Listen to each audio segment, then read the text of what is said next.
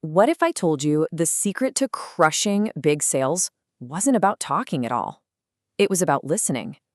Well, that's exactly what we're diving into today with spin selling. This isn't just some clever idea. It's a game-changing framework that's been around for decades, turning pushy salespeople into trusted advisors. And the best part? It's all backed by some serious data designed to completely flip how you think about those big, high-stakes deals. Okay, so here's the big idea, and it's a total paradigm shift.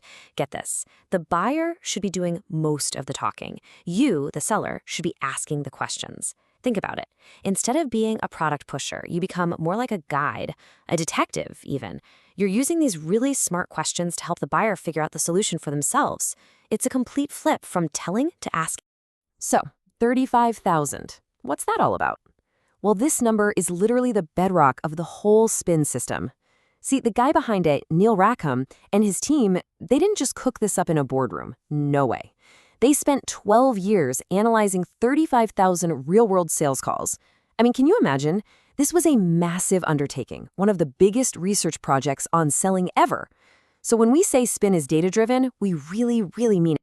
All right, so here's our game plan. We'll touch on the big idea, then we're going to break down each letter of SPIN. That's situation, problem, implication, and need payoff. Then we'll pull it all together and see how it works in the real world. All right, let's kick things off with the S in SPIN, situation. These are your foundational questions. Think of them as just getting the lay of the land, collecting the basic facts and data about what the customer's world looks like right now. So you're asking really straightforward stuff, right? What are you using now? How many people work here? You're just trying to get a snapshot of their current setup, their processes, their tools, their key numbers.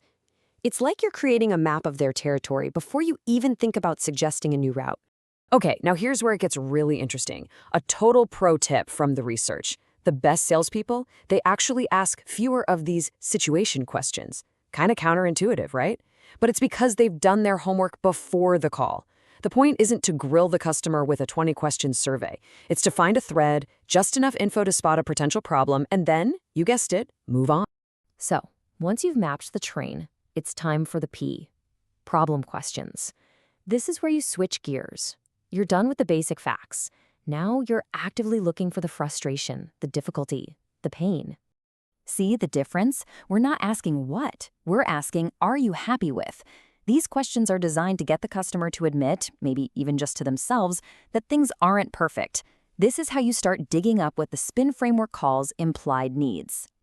And this is absolutely critical. Just because a customer says they're unhappy, don't jump in with your solution. That is not a buying signal. An implied need is just the tip of the iceberg. You have to resist the urge to pitch. They're just not ready to hear it yet because they don't really understand how big the problem actually is. Which leads us perfectly to the I, implication questions. And let me tell you, this is where the magic happens. This is the heart of spin selling. You take that little problem you just uncovered and you blow it up.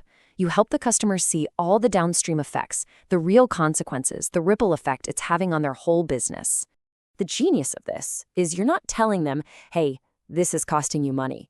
You're asking questions that make them say it. You're leading them to connect the dots between that small annoyance and a major hit to their bottom line, like lost revenue or wasted hours. You are, in effect, building the pain. And this quote just nails it. If you jump straight from problem to solution, a $150,000 price tag will always feel too high, right? Because if the problem only feels like a $10 headache, why would they spend thousands to fix it? Implication questions are what build the value. They turn your solution's price tag from a cost into a smart investment. It's like this. You're the doctor who helps the patient realize their minor headache is actually a symptom of something much bigger.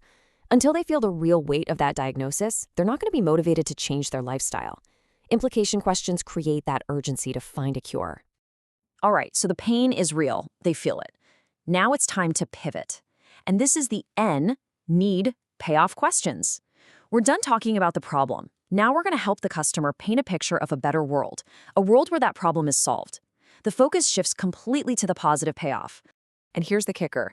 You're still not pitching your product. You're asking them to tell you what the benefits would be.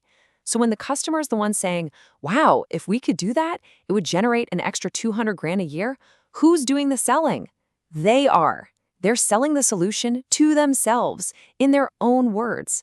It's incredibly powerful. And that right there, that's the engine that drives the whole thing. Spin selling is all about taking that vague problem, the implied need, and turning it into a concrete want, the explicit need. You're essentially guiding them on a journey from, yeah, this is kind of annoying, all the way to, okay, we absolutely have to fix this now. And you do it all with questions. Okay, so let's put it all together. And remember, this is not something you can just wing. Spin selling requires planning. You really have to think about the customer's business and map out your questions beforehand. Okay, let's look at this conversation with Mrs. Shireen. You start with a simple confirmation. That's your situation question. Then boom, you pivot to a problem. Hey, are you aware your turnover is really high? Then you dig in with the implication questions to show the real business impact, the cost of it. And you wrap it up with a beautiful need payoff question that lets her imagine the solution. You see that logical flow? SPIN. So, let's wrap up with a few key takeaways. Remember, the big goal is always turning that problem into a clear want. And look, SPIN is a framework, not a straitjacket. You can bounce between the question types as you need to.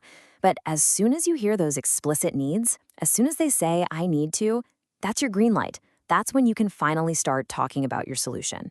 At the end of the day, here's what you're up against: inertia. It is always easier for a customer to just stick with what they know, even if it's not perfect. That's the status quo. Your entire job using Spin is to make the pain of staying the same feel way worse than the effort of making a change. You're building the case for change so powerfully that doing nothing is no longer an option. So I'll leave you with this question to chew on. What if your goal wasn't just to close a sale? What if, instead, your goal was to build an undeniable case for change? When you think like that, everything shifts.